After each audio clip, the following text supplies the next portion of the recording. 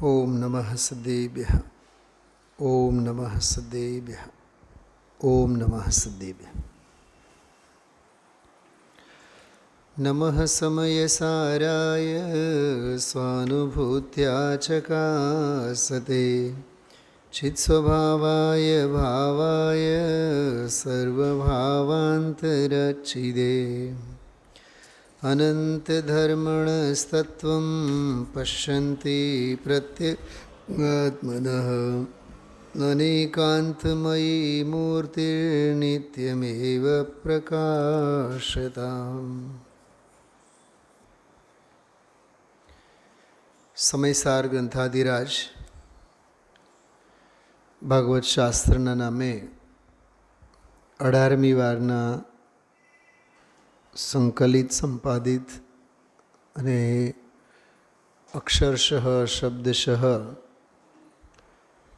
સંકલિત પ્રવચનો ભાગવત શાસ્ત્રના નામે આપણા સૌના હાથમાં છે. ત્રીજો પ્રવચન શ્લોક નંબર 2, પણ હજી ત્રીજું નહીં પણ ચોથું પ્રવચન આજે આપણે સાંભળ્યું.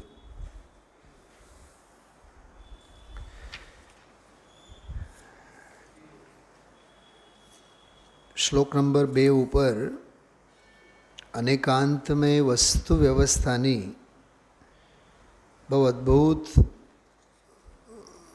આગમ અને અધ્યાત્મ બેઉનો સમન્વય, એની બધી ચર્ચા આ કળશ અને આના ભાવાર્થમાં, આની વચનિકામાં કાલની જેમ જ આપણે ભાવાર્થ જોઈએ તો એવું લાગે કે પંડિત જયચંદજી છાવડા સાહેબે કુંદકુંદાચાર્ય અને અમૃતચંદ્રાચાર્ય દેવ બંનેના હાર્દને કેટલી બારીકાઈથી પકડવાની કોશિશ કરી છે. એક વાત ખાસ કહેવાનું મન થાય, ભાવાર્થ ન હોત તો અમૃતચંદ્રાચાર્ય દેવ ન સમજી શકાય, અને અમૃતચંદ્રાચાર્ય દેવની ટીકા ન હોત તો આચાર્ય કુંદકુંદ દેવને સમજવું અઘરું છે. શું સાંભળ્યું?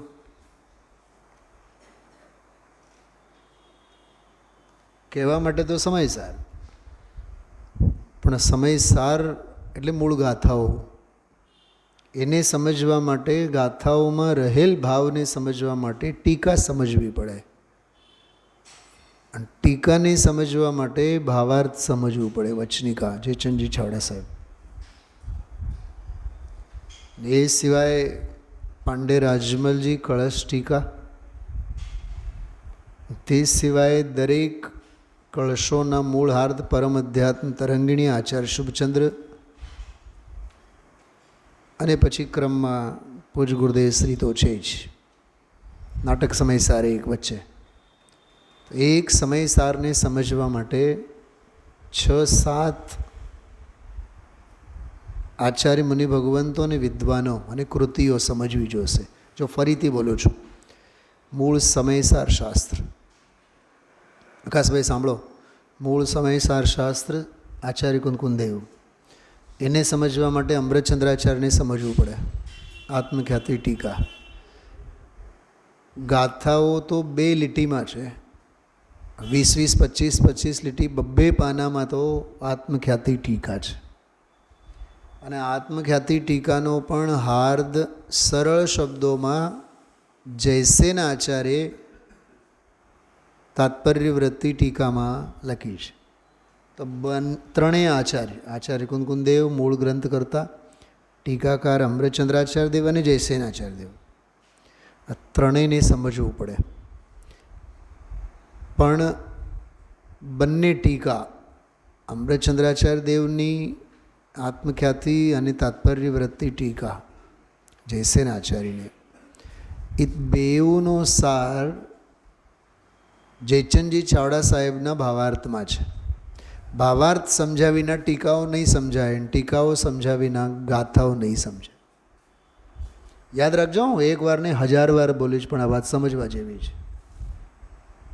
મને તો ઘણીવાર વિચાર આવે કે આ સભામાં જે બેસતા હોય એ બધા જીવોને આટલું બધું આના ઉપર છે એ મગજમાં હશે પણ કે નહીં? સમયસાર, આત્મખ્યાતિ, તાત્પર્યવૃત્તિ 3 થયા અને વચનિકા, સમયસાર વચનિકા. હવે આ સિવાય બીજા હજી 3 ગ્રંથો. એક કળશ ટીકા પાંડે રાજમલજી, અને એના પહેલાં પરમધ્યાત્મ તરંગીણી. એટલે 278 કળશો, દરેકે દરેક કળશની ઝીણવટ ભરી વ્યાખ્યા, એક એક શબ્દ. અને સંસ્કૃત ટીકા દામજીભાઈ, હિન્દી ગુજરાતી નહીં, 7મી 8મી શતાબ્દીમાં થયેલા છે એ આચાર્ય શુભચંદ્ર આચાર્ય. પરમ અધ્યાત્મ તરંગીણી. મીનાબેન સમજાય છે? ગુરુદેવશ્રી બોલે છે ઘણીવાર અધ્યાત્મ તરંગીણી, અધ્યાત્મ તરંગીણી એમ બોલતા હોય. એનું ઓરિજિનલ નામ છે પરમ અધ્યાત્મ તરંગીણી, શુભચંદ્રાચાર્યની ટીકા. એક એક અક્ષરની વ્યાખ્યા એમણે કરી છે. સમયસાર કળશોની એક એક અક્ષરની વ્યાખ્યા કરી છે. એટલી સરસ ટીકા છે. હિન્દીમાં છપાણું પણ છે.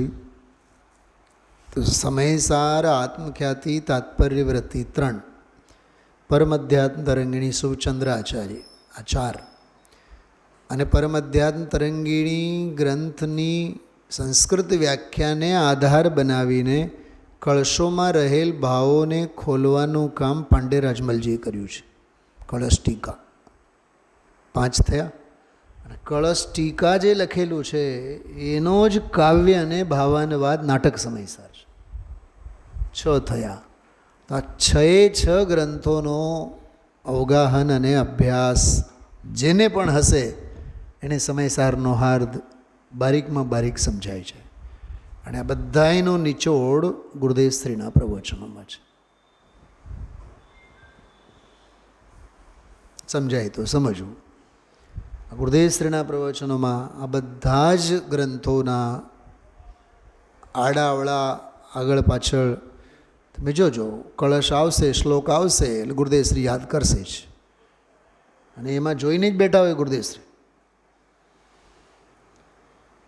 કેમ કે કળશોના અર્થ વગેરે જે કરેલા છે જયચંદજી ચાવડા સાહેબની વચનિકામાંથી આમાં લીધેલ છે.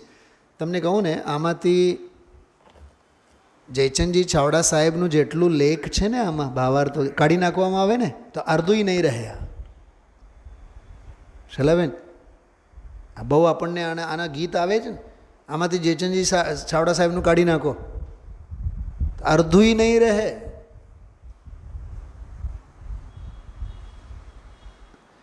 ગાથાઓના ટીકા જે છે ને, ટીકા સંસ્કૃત અનુસારે જે ટીકા છે, જેમ કે પહેલી જ ગાથા વંદિતો સૌ સિદ્ધે, ત્યાં તો 2 ફકરામાં તો મૂળ ટીકા પૂરી થઈ જાય. જયચંદજી ચાવડા સાહેબે વચનિકામાં 10 પાના લખેલા છે. અને એ 10 પાનાને આધારે ગુજરાતીમાં ટીકા લીધેલ છે. આ શબ્દશઃ સંસ્કૃતનો અનુવાદ નથી. આમાં કોઈ પણ ગાથાની ટીકા કાઢીને તમે જુઓ,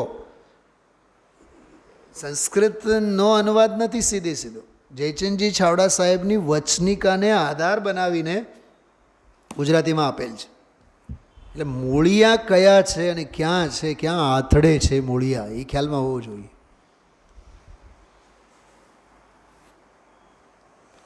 અને સ્વામીજીની એ અવગાહના, ગુરુદેવશ્રીની અદ્ભુત દૃષ્ટિ કે મૂળ ગાથાને મૂકે નહીં.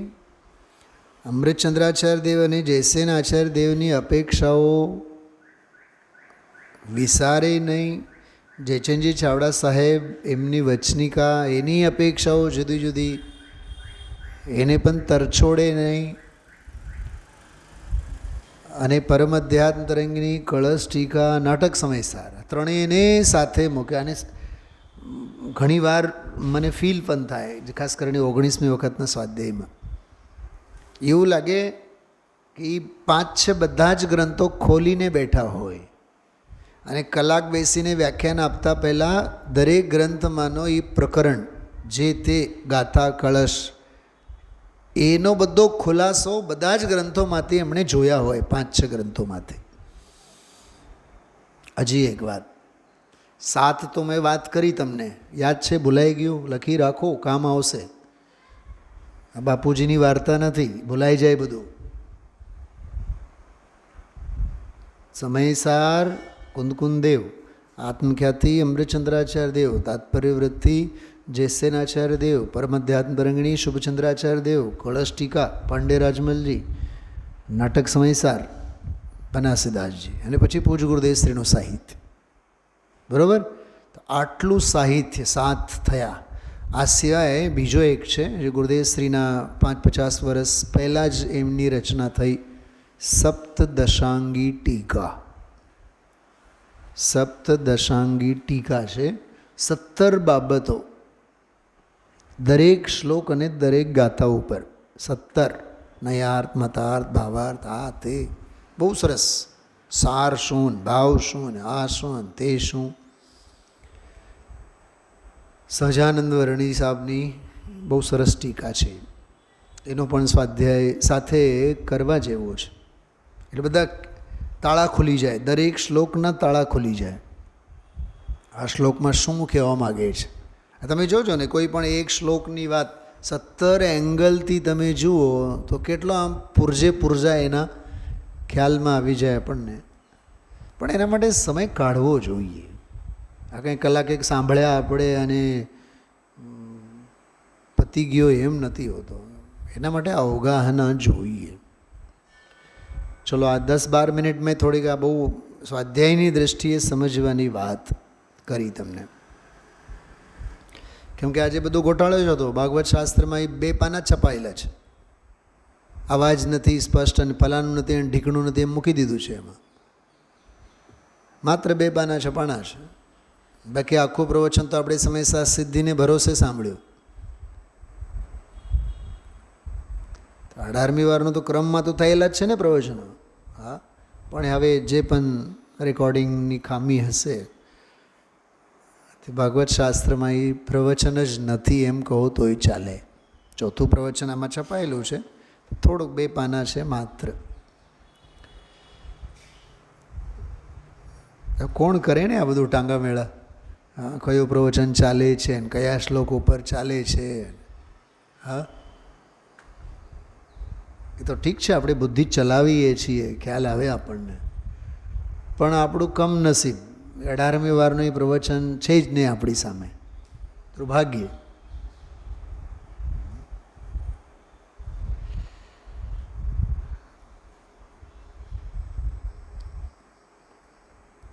બાકી શ્લોક નંબર 2, બીજો શ્લોક.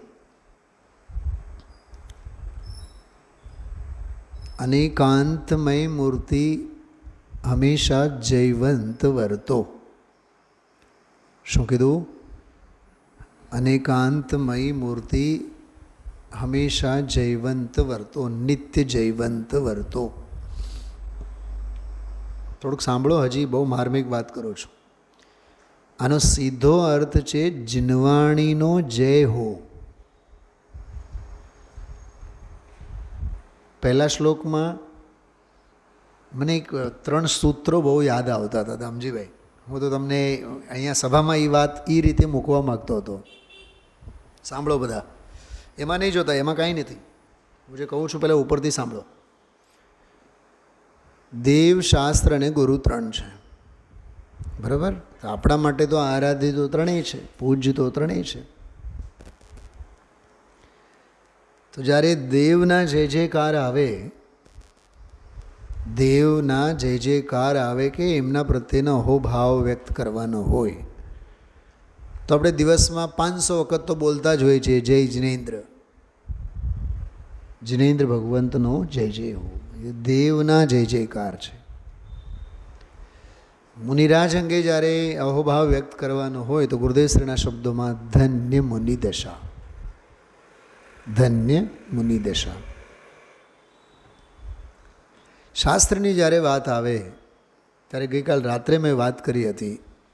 ધરસેન આચાર્ય દેવની આંખો ખુલી અને શ્રી મુખેથી ઉદ્ગાર નીકળ્યા, શ્રુત દેવતા જયવંત વર્તો. 3 વાત થઈ. જય જિનેન્દ્ર કહેવું, ધન્ય મુનિ દશા કહેવું અને શ્રુત દેવતા જયવંત વર્તો. આ ત્રણેય ઉદ્ગારો, ત્રણેય વાક્યો દેવ, શાસ્ત્ર અને ગુરુના જય જયકારમાં છે. દેવ પ્રત્યેના અહોભાવમાં જય જિનેન્દ્ર, જિનેન્દ્ર ભગવાન જયવંત વર્તો, એમનો જય જયકાર હો. ધન્ય મુનિદશા એમ કહીને મુનિદશાનો જય જયકાર હો, મુનિરાજોનો જય જયકાર હો. નમો લોએ સવ સાહુણમ એમ. હવે આ સિવાય શાસ્ત્રનો જય જયકાર હો. જયતુ સુદ દેવતા, શ્રુત દેવતા જયવંત વર્તો. મને એક વિચાર આવ્યા કે ધરસેન આચાર્ય દેવે જિનેન્દ્ર ભગવાનના જય જયકાર કેમ ન કર્યા, મુનિરાજના જય જયકાર કેમ ન કર્યા? પોતે મુનિરાજ હતા. બોલો સાહેબ વિકાસભાઈ. પહેલાં તો ધરસેન આચાર્યના આત્મામાં માર્ગ અંગેનો મહિમા જુઓ. અહીંયા જીનવાણી ચાલતી હોય, બહાર ગપાટા મારતા ઊભા હોય, જીનવાણીની વિરાધના થતી હોય, એની અકલ આપણને નથી. આજનું પ્રવચન અને ગઈકાલનું પ્રવચન જો ધ્યાનથી સાંભળ્યું હોય, સમજાય છે? ગુરુદેવશ્રીના અહીંયા વ્યાખ્યાન ચાલતા હોય તો ત્યાં ગપાટા નહીં થાય, વાતો નહીં થાય. શું કીધું? આ માત્ર વ્યાખ્યાન પૂરતું નથી. આ અનેકાંતમય મૂર્તિ જયવંત વર્તો, સાક્ષાત જીનવાણી જયવંત વર્તો. એ સાંભળવા માટે છે, માણવા માટે છે, કેમ કે સ્વરૂપનું જ્ઞાન એના થકી થાય. આવ્યું ને ભાવાર્થમાં? સ્વરૂપનું જ્ઞાન આ જીનવાણી થકી થાય. તો જેવી રીતે કેવળ જ્ઞાન અનેકાંતની મૂર્તિ, ભાવશ્રુત જ્ઞાન અનેકાંતની મૂર્તિ, એમાં દ્રવ્યશ્રુત પણ જીનવાણી અનેકાંતની મૂર્તિ છે, સરસ્વતીની મૂર્તિ છે. તો જય જયકાર વર્તો એવા એના પ્રત્યેના અહોભાવ હોય, વિરાધનાના ભાવ ન હોય. એટલે જ્યારે શાસ્ત્ર સ્વાધ્યાય ચાલતું હોય ત્યારે બીજી કોઈ પ્રવૃત્તિ ન હોય, ન હોય, ન હોય. અને થતી હોય તો એ અનંતી ઘોર વિરાધના છે. કડક વાત સમજાય છે, કેટલી માર્મિક વાત છે. એ આ બેઉ પ્રવચનોનો સંકલનની વાત કરો છો. દેવ પહેલો કળશ નમઃ સમય સારાય, ત્રીજું કળશ કાલે આવશે, પરમ દિવસે આવશે, કાલે જ આવશે. પર પરિણતિ હેતુરવાળું વ્યવહરણ ન યસ્યાત યદ્યપિ પ્રાક પદવ્યામ. સમજાય છે? મને મારા પરમ વિશુદ્ધિની પ્રાપ્તિ થાઓ. પર પરિણતિ હેતોર મોહ નામનો અનુભાવાત અવિરધમ અનુભાવ્ય વ્યાપ્ત કલ્માશિતાયા. ત્રીજું કળશ. અનાદિકાળની મોહની કલ્માશિત દશા અમને વર્તે છે. અમને પરમ વિશુદ્ધિની પ્રાપ્તિ થાઓ, એવા બધા ભાવ ત્રીજા કળશમાં. ગુરુદેશે આજે કીધું ને કે પોતે મુનિ છે પણ પોતાની વાત ન કરી. એમ કીધું કે અમે આ ટીકા લખીએ, વ્યાખ્યા લખીએ તો અમારી દૃષ્ટિ તો સમયસાર સ્વરૂપ ભગવાન આત્મા ઉપર હશે, એટલે અમને પરમ વિશુદ્ધિ થશે જ એવી અમને ભાવના છે, અપેક્ષા છે. એમ ટીકાથી થાય એમ નહીં, પણ ટીકા કાળે અમારી દૃષ્ટિ એટલે સાધક દશા. તો સાધક દશાનું ચિંતન મનન એ જ ગુરુ ભક્તિ છે. એમ એવો આ શાસ્ત્રનું સ્વરૂપ. જો કેવળ જ્ઞાનનું સ્વરૂપ સમજવું, શુદ્ધ જ્ઞાન, ભાવશુદ્ધ જ્ઞાનનું સ્વરૂપ સમજવું, અને કે દ્રવ્યશુદ્ધ આ જીનવાણીનું સ્વરૂપ સમજવું. મને એક વાત બતાવો, આ કોણ છે? બોલો બોલો નીતાબેન, આ કોણ? કાચની અંદર બેઠા છે એ કોણ છે? કોણ છે? ગુરુદેવ છે? કાંઈક તો બોલો. ગુરુદેવ છે નહીં? એ શ્રદ્ધાથી આપણે જોઈએ કે નહીં? હું કહું કે ગુરુદેવ શ્રીની મૂર્તિ છે.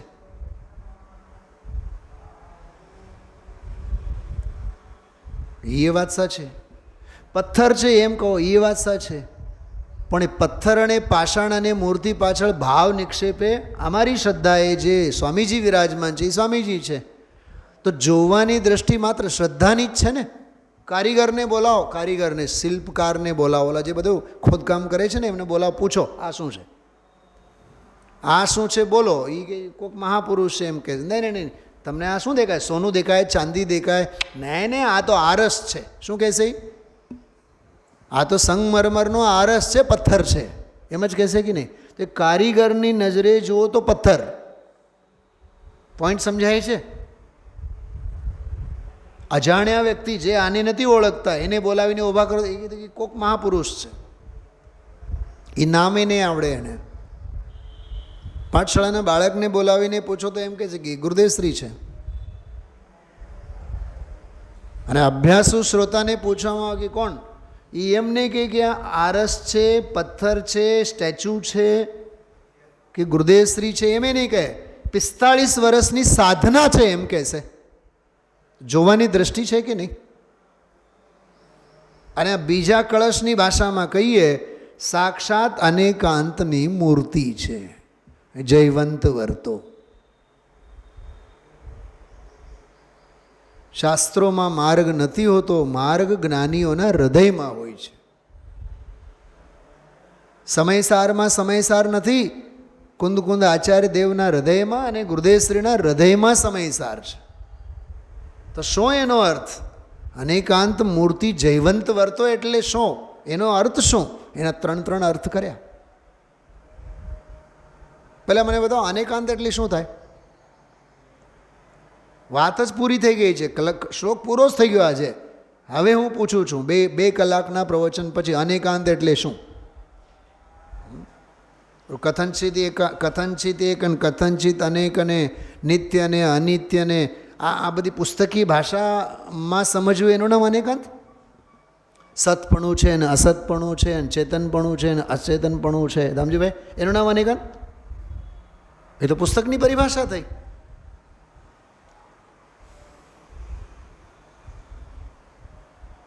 બોલો સાહેબ. અંત એટલે ગુણો થાય, અંત એટલે ધર્મ થાય. તો અંત શબ્દનો જ્યારે અર્થ આપણે ગુણ કહીએ ત્યારે અનેક શબ્દનો અર્થ અનંત થાય. તો અનંત ગુણાત્મક વસ્તુ, એનું નામ અનેકાંત.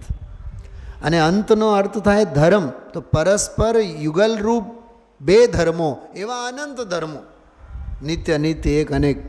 તો અનંત ગુણાત્મક, અનંત ધર્માત્મક જે વસ્તુ, એનું નામ અનેકાંત. અને એ અનેકાંતની સાક્ષાત મૂર્તિ કોણ કોણ? કે 3. કેવળ જ્ઞાન પણ અનેકાંતની મૂર્તિ છે, કેમ કે સર્વને પ્રત્યક્ષ જાણે છે. કે એના જ્ઞાનમાંથી, એના કેમેરામાંથી કાંઈ પણ જાણવાનું બાકી રહેતું નથી. ભાવશ્રુત જ્ઞાન જે છે એ જાણે છે, એનાય જ્ઞાનમાં, એનાય જાણવામાં કાંઈ બાકી નથી રહેતું. ભલે ને પરોક્ષ, ઓલો પ્રત્યક્ષ, કેમ કે ઓલો પ્રદેશ પ્રત્યક્ષ જાણે, આ નથી જાણતો એટલો જ, પણ જાણે તો છે પરોક્ષ. પણ ભાવશ્રુત જ્ઞાન, અને ભાવશ્રુત જ્ઞાન પાછળ રહેલું જે દ્રવ્યશ્રુત જ્ઞાન એટલે આ જનવાણી, એ સાક્ષાત અનેકાંતની મૂર્તિ છે. એટલે આપણે માથે જનવાણીને મૂકીને લાખો રૂપિયાની ઉછામણીઓ લઈને સ્વાધ્યાય ભવનમાં જનવાણીની સ્થાપના કરીએ છીએ. એના પ્રત્યે દૈવત્વની બુદ્ધિએ આપણે જોઈએ છીએ. તો અનેકાંતની મૂર્તિ 3 છે, એક નહીં. કેવળ જ્ઞાન પોતે અનેકાંતની મૂર્તિ, શ્રુત જ્ઞાન પોતે અનેકાંતની મૂર્તિ, અને દ્રવ્ય શ્રુત જ્ઞાન શાસ્ત્ર પણ અનેકાંતની મૂર્તિ. શબ્દ આવ્યો તો પશ્યંતી. પશ્યંતી, એને પશ્યંતી એટલે અનુભવશીલ. એનો મૂળ અર્થ થાય છે જોનારી. જુએ છે એમ નહીં, જોનારી. જુએ છે માટે તો જોનારી છે, એટલે દેખે છે, દેખનારી. ખ્યાલમાં આવ્યું? જેમ કેમેરા છે, સમજો, કેમેરા આપણને દેખાણો, તો કેમેરા દેખાણો તો આપણને શું દેખાણું? એવું દેખાણું ને કે કેમેરામાંથી આપણે દુનિયાને જોઈ શકીએ. એક વિશાપહાર સ્તોત્ર છે. વિશાપહાર સ્તોત્રમાં એક બહુ સરસ શ્લોક આવે છે. એમાં આચાર્ય એટલી સરસ વાત કરી, વાતાયન શબ્દનો પ્રયોગ છે. વાતાયન. સાંભળજો, વાતાયન એટલે બારી થાય. મારે સમજો કોઈ સિલ્વર હાઇટ્સ ટોપ મોસ્ટના ફ્લોર ઉપર હું જાઉં, ઊભો રહું, અને મારે છત ઉપર ઊભું થઈને મારે રાજકોટ જોવું છે. સમજો આખું મોટું રાજકોટ જોવું છે, કેટલું ફેલાયેલું છે. તમારે શું કરવાનું? તો જે ટોપ મોસ્ટ ઉપર ફ્લેટમાં જે બારી છે એ બારીમાંથી ડોકિયા કરો, આખું રાજકોટ દેખાશે. શું સમજાણું? ચલા બેન, સમજાય છે? એમ શુતક જ્ઞાન બારી છે. શુતક જ્ઞાનની બારીમાંથી સમગ્ર વસ્તુ સ્વરૂપને જોવા મળે. મને એક વાત બતાવો, બધું ક્રમબદ્ધ છે. રસ્તે રખડતા આપણને ખબર પડશે કે જીનવાણી વાંચતા ખબર પડશે? બોલો ધામજીભાઈ. ધુતારાઓની ટોળી છે, સંસાર બધું ધુતારાઓની ટોળી છે. એ રસ્તે રખડતા ખબર પડશે કે જીનવાણી વાંચતા ખબર પડશે? બતાવો. સંસાર અસાર છે, સંસારમાં રહેતા ખબર નહીં પડે, સમયસાર વાંચતા ખબર પડશે કે સંસાર અસાર છે. કંઈક સમજાય છે? તો આ એક બારી છે. શુતક જ્ઞાન એક બારી છે. કેવળ જ્ઞાનની વાત તો જવા દો, એ તો આખું ખુલ્લું જ છે આખું. એ તો સર્વદ્રવ્ય પર્યાયેષુ કેવલસ્ય. તો અનેકાંતમય મૂર્તિ, સાક્ષાત પ્રત્યક્ષ જાણનાર કેવળ જ્ઞાન, એની તો વાત જ શી કરવી. પણ જે શુતક જ્ઞાન છે એ બારી છે. સાંભળજો, બહુ સરસ શ્લોક છે વિશાપાર સ્તોત્રમાં. તત્યાજ શક્ર શકનાભિમાનમ નાહં ત્યજામી સ્થવનાનુબંધમ સ્વલ્પેન બોધેન તતોધિકાર્તમ વાતાયનેનૈવ નિરૂપયામિ. એનો હિન્દીમાં અનુવાદ સાંભળો. શક્ર સરીખે શક્તિવાનને તજા સર્વગુણગાને કા. શક્ર એટલે ઇન્દ્ર થાય. કહે છે કે ઇન્દ્ર જેવો ઇન્દ્ર પણ હારી ગયો. શું હારી ગયો? તમારા વખાણ કરવામાં થાકી ગયો, એમ કહે છે. ઇન્દ્ર પણ હાર માની લીધું કે અમે તમારા વખાણ નથી કરી શકવાના. કિંતુ મેં સાહસ ના છોડુંગા વિરદાવલી બનાને. પણ હું તો મૂકીશ નહીં. કવિ ધનંજય કહે છે ઇન્દ્ર જેવો ઇન્દ્ર પણ હાર માનીને બેઠો હોય, પણ હે ભગવાન, હું તો તમારો ગુણગાન કરવાનું મૂકીશ નહીં. આ અભિમાનની વાત નથી. આ પરોક્ષ શુતક જ્ઞાનનો મહિમા કેવો છે એની વાત કરું છું. 3 બોલમાંનો બીજો. પહેલો બોલ કયો? કેવળ જ્ઞાન. બીજો બોલ શુતક જ્ઞાન. ત્રીજો બોલ દ્રવ્ય શુદ્ધ. ત્રણેયને અનેકાંતમય મૂર્તિ કીધું ને, એમાં જે બીજો બોલ છે એની વાત છે આ. કિંતુ મેં સાહસ ના છોડુંગા વિરદાવલી બનાને કા अपने अल्प ज्ञान से ही मैं. જો કેવળ જ્ઞાન નથી મારી પાસે, અને માત્ર શાસ્ત્ર જ્ઞાનના ભરોસે નહીં. શું કીધું નીતાબેન? બે નથી મારી પાસે. માત્ર કેવળ જ્ઞાન તો મારી પાસે છે જ નહીં જેનાથી હું સ્તુતિ કરું, અને માત્ર શાસ્ત્ર જ્ઞાનના ભરોસે નહીં, શાસ્ત્રના ભરોસે નહીં.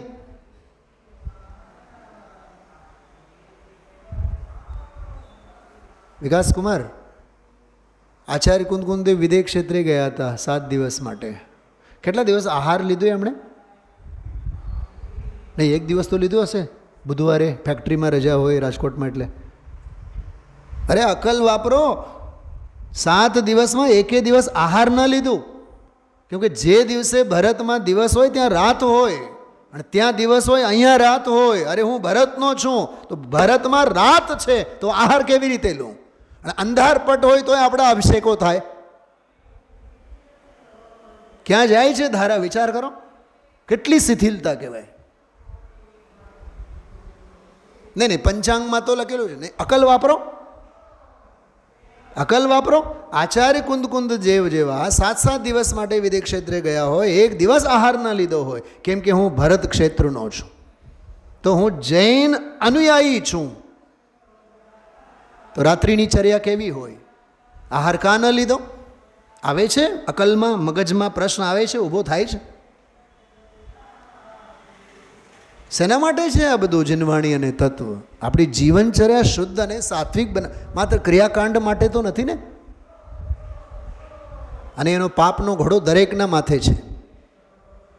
જેટલા કરતા ધરતા છે બધાયના માથે એના પાપનો ઘડો છે. શીતલાચારનો ફળ છે અસંયમ, અને અસંયમની ઘોર વિરાધના જીવનમાં કદી સંયમ પ્રગટ નહીં થાય.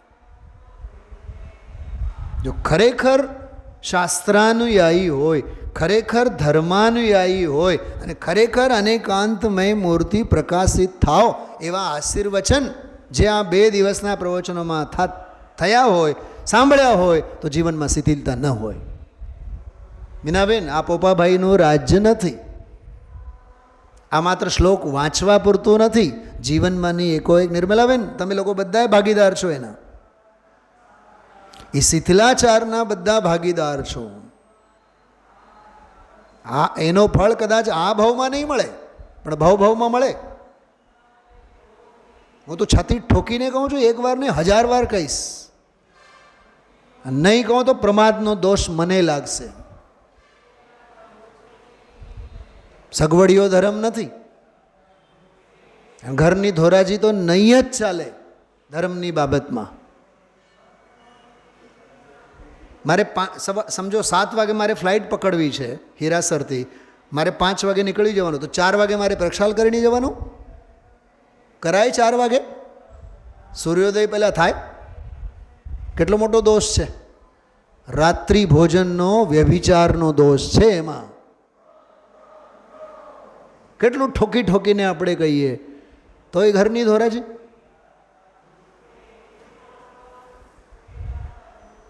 મને 2 દિવસથી વિચાર એ જ આવે છે. એક તરફ તો કહે કે અનેકાંત મૂર્તિ જયવંત વર્તો, અને જીવનમાંની શિથિલતા જતી નથી આપણી. વિચાર કરો, બહુ ગંભીર વાત છે કે સ્વલ્પેન બોધેન તતોધિકાર્તમ. મારી પાસે સ્વલ્પ બોધ છે, અલ્પ બોધ. સ્વલ્પ બહુ જ ઓછું છે, પણ તતોધિકાર્તમ એનાથી પણ 1 લીટર દૂધ હોય અને કેસરની એક તમે પંખુડી નાખો, આખું દૂધ પીળું થઈ જાય. એમ અહીંયા કહે છે મારી પાસે અલ્પ બોધ છે. સ્વલ્પેન બોધેન તતોધિકાર્તમ.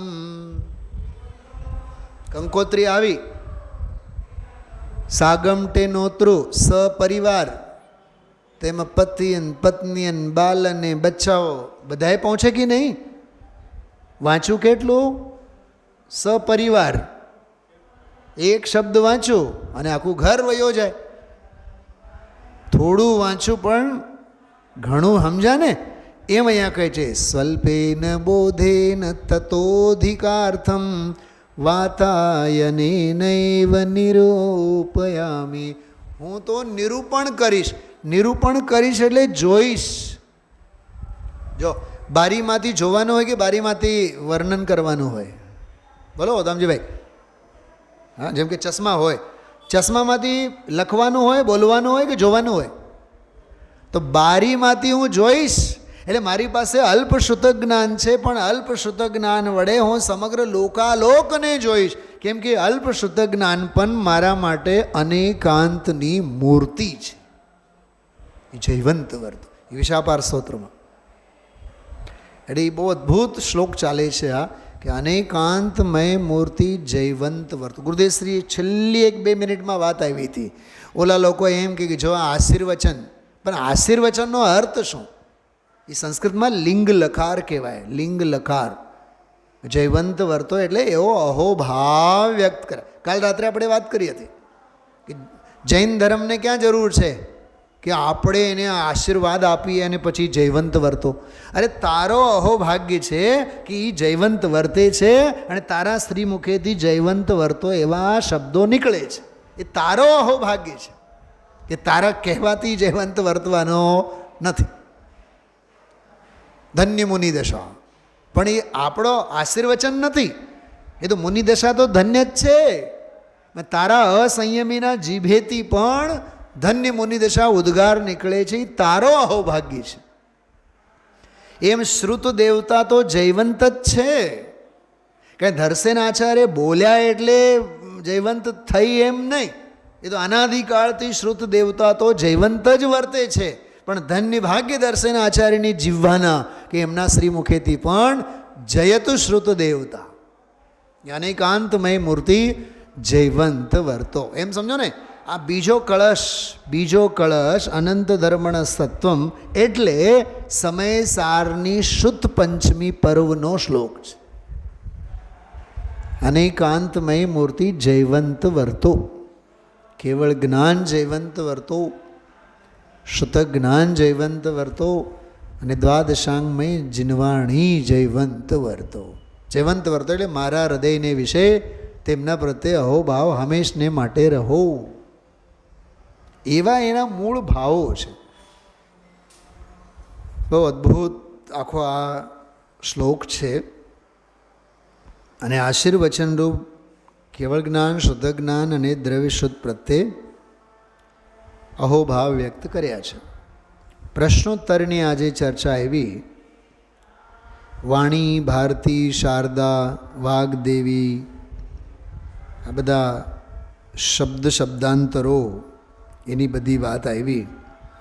આમાં જો આ રીતે સર્વ પદાર્થોના તત્વને જણાવનારી, શબ્દ જો જણાવનારી. અચ્છા, બીજું આજના જે વ્યાખ્યાનની શરૂઆત થઈ હતી ને, એ અહીંથી થઈ. સંપૂર્ણ જ્ઞાન તો કેવળ જ્ઞાન છે, જેમાં સર્વ પદાર્થો પ્રત્યક્ષ ભાસે છે. તે અનંત ધર્મો સહિત આત્મતત્વને પ્રત્યક્ષ દેખે છે, તેથી તે સરસ્વતીની મૂર્તિ છે, કેવળ જ્ઞાન. બીજો તદનુસાર એટલે કેવળ જ્ઞાનને અનુસાર. આજના વ્યાખ્યાનની 19મા વારનો જે પ્રવચન હતો, કેવળ જ્ઞાનને અનુસરનારું શુદ્ધ જ્ઞાન હોય. અરે દીકરો, નાલાયકમાં નાલાયક પણ દીકરો હોય ને, એ બાપનું અનુકરણ કરે, એ પિતાનું અનુકરણ કરે, આવડે કે નહીં આવડે. તો જ્યારે દુનિયામાં દરેક દીકરો બાપનું અનુકરણ કરે, ખ્યાલમાં આવ્યું? જેમ બાપ વકીલ હોય તો દીકરો એ વકાલતનું ભણે, બાપ ડૉક્ટર હોય તો દીકરો એ ડૉક્ટરનું જ ભણે, બાપ શિક્ષક હોય તો દીકરો પણ શિક્ષકનું જ ભણે, બાપની પેઢી હોય તો દીકરો એ કાંઈ નોકરી બોકરીમાં રસ નહીં, એ પેઢીએ જઈને બે. એમ અહીંયા કહે છે કેવળ જ્ઞાનને અનુસરનારું શુદ્ધ જ્ઞાન છે. તો બીજા બોલમાં તદનુસાર જે શુદ્ધ જ્ઞાન છે તે આત્મતત્વને પરોક્ષ દેખે છે. એમાં ઓલા મહેન્દ્રભાઈ પંડિતજીનું નામ લીધું કોણ? મહેન્દ્રભાઈ પ્રચંડ, બહુ મોટા ન્યાયના વિદ્વાન. એમણે તો ન્યાયના કેટલા બધા ગ્રંથોના સંપાદન કરેલા છે. એને આ મગજમાં નહોતી બેઠી કે કેવળ જ્ઞાનમાં બધું ક્રમ અક્રમ બધું એને બેસે. શુદ્ધ જ્ઞાનને હિસાબે તો અક્રમે પણ થાય, પણ કેવું ઊંધું બેસાડે. એટલે કેવળ જ્ઞાનની અપેક્ષાએ ક્રમે થાય અને શુદ્ધ જ્ઞાનની અપેક્ષાએ અક્રમે થાય. એટલે ક્રમબદ્ધ પર્યાય કેવળ જ્ઞાનને માન્ય છે, શુદ્ધ જ્ઞાનને અક્રમબદ્ધ એવું છે. એ બધી વાત કરી, એ 19મી વારના પ્રવચનમાં બધું લીધું છે. આ બધી છે ને ક્ષયોપશમ જ્ઞાનના ઉલાળા છે. એટલે કારણ કે વચનો દ્વારા અનેક ધર્મવાળા આત્માને તે બતાવે છે. આ રીતે સર્વ પદાર્થોના તત્વને જાણનારી જ્ઞાનરૂપ અને વચનરૂપ, જો વચનરૂપ કીધું ને, અનેકાંતમય સરસ્વતીની મૂર્તિ છે. તેથી સરસ્વતીના નામ વાણી, ભારતી, શારદા, વાગ્દેવી ઇત્યાદિ ઘણા કહેવામાં આવે છે.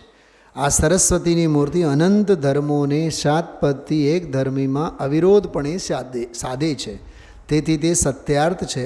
કેટલાક અન્યવાદીઓ સરસ્વતીની મૂર્તિને બીજી રીતે, ગુરુદેશે કીધું ને, યા કુંદેન્દુ તુષાર હાર ધવલા, દુનિયાભરના બધા બોલો વીણા વગાડે છે ને સફેદ કમળ ઉપર બેઠી છે ને સફેદ વસ્ત્રો ધારણ કરેલા છે, એ કોઈ સરસ્વતી બરસ્વતી કંઈ છે જ નહીં. એટલે એ વાત બહુ સરસ આજે આવી. પછી અનેકાંતમય વસ્તુ વ્યવસ્થાની બધી વાત આમાં આવી. કોઈ પ્રશ્ન કરે કે આત્માને અનંત ધર્મવાળો કયો છે, તો તેમાં અનંત ધર્મો કયા કયા? પ્રશ્ન ધ્યાનથી સાંભળજો. અનંત ધર્મો કયા છે ને, એમાં આવ્યું ને અનંત ધર્મણ હસ્તત્વમ. તો કહે છે કે અનંત ધર્મવાળો છે તો કયા કયા છે? કયા કયા છે એ કંઈ બધા તો કહી શકાય નહીં.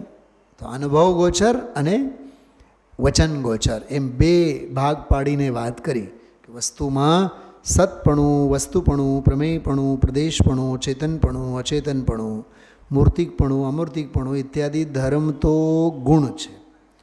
અને તે ગુણોનું ત્રણેય કાળે સમય સમયવર્તી પરિણમન થવું તે પર્યાય છે. જો બે બોલ, ગુણ પર્યાય. ત્રીજો એક વળી વસ્તુમાં એકપણું, અનેકપણું, નિત્યપણું, અનિત્યપણું, ભેદપણું, અભેદપણું, શુદ્ધપણું, અશુદ્ધપણું, અનેક ધર્મ. ત્રણ વાત આવી. ગુણો છે, પર્યાયો છે, ધર્મો છે. જો અનેકાંતના બે અર્થ આવ્યા આમાં. આ મગજમારી કરો તો જ સમજાય વિકાસકુમાર, નહીં તો સમજાય નહીં. આ કાં ત્રણ કર્યા અર્થ? મેં હમણાં તમને અનેકાંતના બે અર્થ કર્યા હતા. અનેક એટલે અનંત થાય. તો અનંત ક્યારે અર્થ કરો? તો અંતનો અર્થ ગુણ કરવાના, તો અનંત ગુણાત્મક. અને અનેકનો અર્થ બે કરવાનો, એક નહીં. એકથી વધારે તે અનેક, તો બે.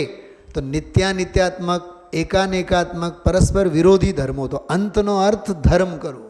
તો અનંત ગુણાત્મક અનંત, અનંત ધર્માત્મક અનંત, એવો વસ્તુ સ્વરૂપ, એનું નામ અનેકાંત. કે દી ઉતરે મગજમાં. હા, એના માટે વ્યાકરણનો અભ્યાસ જરૂરી છે. માત્ર વ્યાખ્યાન સાંભળે કાંઈ ટપો નહીં પડે આમાં. એટલે આમાં ત્રણ અર્થ કર્યા. તો વળી વસ્તુમાં એકપણું આદિ અનેક ધર્મ છે. તે સામાન્ય ધર્મો તો વચન ગોચર છે, પણ બીજા વિશેષરૂપ ધર્મો તો એવો વચનનો વિષય નથી, વચન અગોચર છે. એમ અનંતા છે ને તો અનુભવ ગોચર, પણ અનંત ધર્મો જે છે જે જ્ઞાનગમ્ય છે, જો ભાવશુદ્ધ જ્ઞાને સ્વીકારમાં આવે. આત્મા પણ વસ્તુ છે. હવે આવ્યું સિદ્ધાંત શૈલાબેન, ઉપરનું બધું આગમ આવ્યું હોય. એ આગમ એ આખું પ્રવચન સાર છે વસ્તુમાં. મીનાબેન શું કીધું? આજે 4 લીટી લખેલી છે ને, 4 લીટી એ પ્રવચન સાર છે. હવે સમય સાર હવે આવ્યું કે આત્મામાં, એ આત્મા જે વસ્તુ છે તેમાં પણ પોતાના અનંત ધર્મો છે. બોલો, આ સમય સાર ચાલે છે ને, માટે હવે આત્માની વાત આવી. એના માટે સ્વતંત્ર ફકરો આવ્યો. વળી કોણ મને બતાવો, કોણ મગજમારી કરે આટલી બધી? પહેલાં તો સાંભળવા જ કોણ આવે? વિકાસભાઈ, અમારા ઘણા એવા સિનિયર વિદ્વાનો છે, સિનિયર વિદ્વાનો ઘણીવાર મને પ્રશ્ન કરતા હોય, તમે કેવી રીતે કહો કે 18મી વારમાં આમાં આવ્યો, 17મી વારમાં આવ્યો, 19મી? તમને ખબર છે ગુરુદેવશ્રીના આટલી વારના પ્રવચનો છે? હું પછી એમને ઠપકો જ આપું, તમે લોકો કોઈ દી વાંચતા તો નથી. 13મી વાર, 14મી વાર છે ને, બધું વાંચો તો ખરા, પણ પોતાની પંડિતાઈ કરવામાંથી જ નવરા ન થાય તો વાંચે કેદી? માથે હંમેશા ગુરુને રાખો. આવડતની હૂંફમાં રાચવામાં કાંઈ માલ નથી. એટલે અનેકાંતનો અર્થ સમજવો, એના 3 અર્થ સમજવા: કેવળ જ્ઞાન, શુદ્ધ જ્ઞાન, જીનવાણી. પછી વસ્તુ વ્યવસ્થામાં દ્રવ્યગુણ પર્યાય. વસ્તુ વ્યવસ્થામાં દરેક દ્રવ્ય ઉપર લાગુ પડે. અનંત ગુણાત્મક, અનંત ધર્માત્મક. અને વળી પાછું એમાંથી અધ્યાત્મ કાઢવું. આત્મામાં અનંત ગુણાત્મક, અનંત ધર્માત્મક. એમાં કેટલાક કહી શકાય વચન ગોચર, કેટલાક ન કહી શકાય અનુભવ ગોચર. એ બધી વહેંચણી સમજવી જોઈએ. આત્માના અનંત ધર્મોમાં ચેતનપણું અસાધારણ ધર્મ. જો ચેતનપણું અસાધારણ ધર્મ, એક શબ્દ આવ્યો તો ખાસ ધર્મ, ખાસ શબ્દનો પ્રયોગ કર્યો હતો. ખાસ ધર્મ તો ચેતનપણું છે. કેમ? કેમ કે એ જીવના, આત્માના બધા જ ગુણોમાં વ્યાપ્ત છે. અચ્છા, બીજી એક વાત, બીજા અચેતન દ્રવ્યોમાં નથી. અને સજાતીય જીવ દ્રવ્યો અનંત છે બીજા, અને તેમનામાં જો કે ચેતનપણું છે, તો પણ એનું ચેતનપણું નિજ સ્વરૂપે, સૌનું ચેતનપણું નિજ સ્વરૂપે જુદું જુદું કયું છે? કારણ કે દરેક દ્રવ્યને પ્રદેશ ભેદ હોવાથી. શૈલાબેન, આ શું છે પ્રદેશ ભેદ હોવાથી? આ ક્ષેત્રીય ભિન્નતા તમને મળે છે. હું ક્યાં વાંચું છું? બધા જુઓ છો? હા, એ ગોતો એમાંથી, જુઓ, નહીં તો નહીં સમજાય. પ્રદેશ ભેદ હોવાથી એટલે ક્ષેત્રીય ભિન્નતાની વાત. ક્ષેત્ર જ ભિન્ન છે. ક્ષેત્ર ભિન્ને વસ્તુ ભિન્ન. અત્યંતા ભાવ શું કીધું? આ અત્યંતા ભાવવાળો ટોન છે એ પ્રદેશ ભેદ શા માટે કીધું? દીદાબેન સમજાય છે? સામાન્ય શબ્દ નથી આ. આને તમે 100 વખત વાંચો અને 101મી વખત વાંચતા થાવ તો તમને એમ થશે કે પહેલી વખત વાંચું છું. અને હા, હું રોજ 10-20 વખત માથું ફોડું છું, ત્યારે મેં એટલા પ્રભાવ શૈલીમાં અત્યારે મૂકી શકું છું. તો પ્રદેશ ભેદ એટલે અત્યંતા ભાવ. જડના જડમાં, જીવના જીવમાં, દરેક જીવના દરેક જીવમાં. જડ અને જીવ વચ્ચે અત્યંતા ભાવ, જીવ જીવ વચ્ચે અત્યંતા ભાવ. કેમ કે સ્વતંત્ર બે દ્રવ્યો થયા ને, પ્રદેશ ભિન્ન થયા ને. એમ તો કોઈનું કોઈમાં બળતું નથી. આ ચેતનપણું પોતાના અનંત ધર્મોમાં વ્યાપક છે. હવે અંદરમાંની વાત આવી, હવે બહારનું બધું છૂટી ગયું, હવે અંદરમાં આવ્યા. આ ચેતનપણું પોતાના અનંત ધર્મોમાં વ્યાપ્ત છે, તેથી તેને આત્માનું તત્વ કહ્યું. સાંભળજો, મીઠું હોય ને, મીઠું આપણે નાખીએ રસોઈમાં તો દાળ બનાવો, શાક બનાવો, ઇવન રોટલી કાંઈ પણ કરો, તેમાં મરચું તળો, ભજીયા બનાવો, પુડલા બનાવો, એમાં શું હોય? લવણ હોય કે નહીં, મીઠું.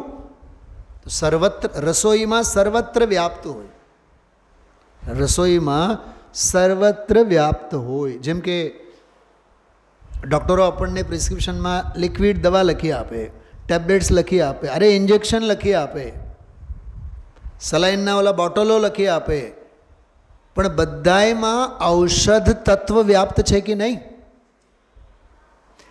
રોગની મારક ક્ષમતા છે કે નહીં એમાં? અને સ્વાસ્થ્યને પ્રબળ બનાવનારું તત્વ, ગુણકારી તત્વ છે કે નહીં?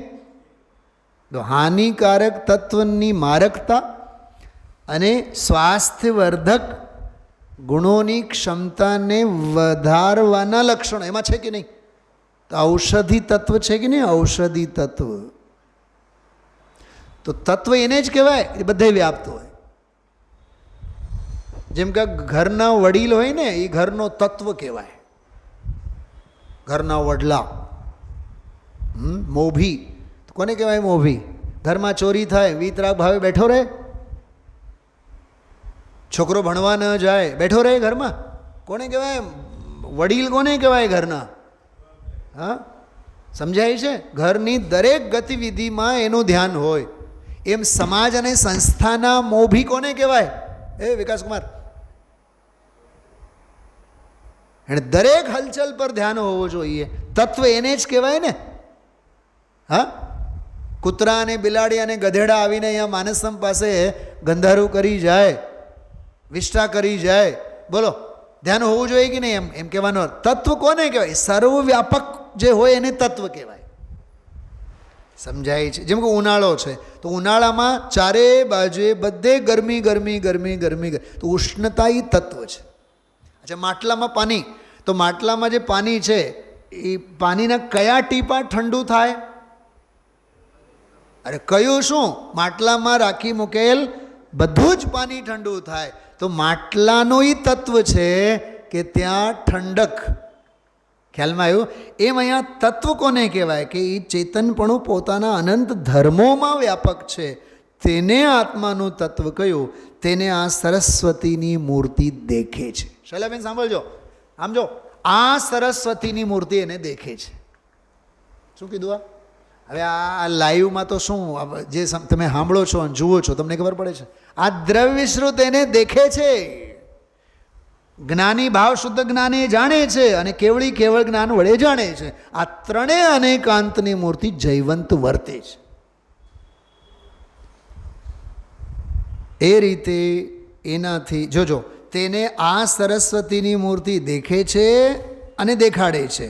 એ રીતે એનાથી સર્વ પ્રાણીઓનું કલ્યાણ થાય છે. માટે સદા પ્રકાશરૂપ રહો એવો આશીર્વચનરૂપ વચન તેને કહ્યું છે.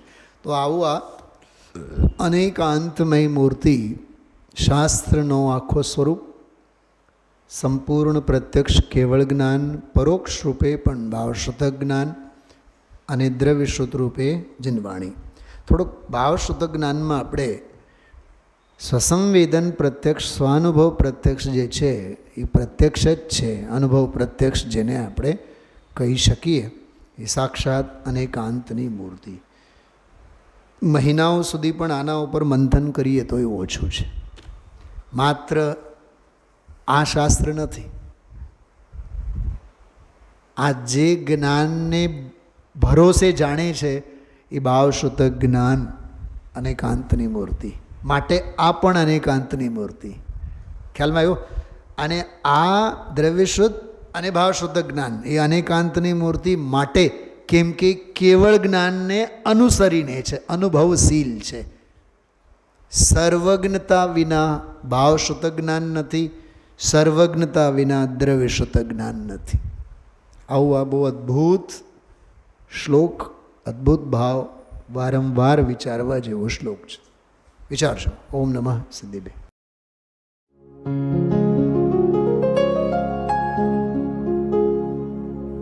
निज निधि निज में बताए यह अनंत उपकार है, उसके लिए जिन वाणी माँ को वंदना शत बार है, वंदना शत बार है, वंदना शत बार है.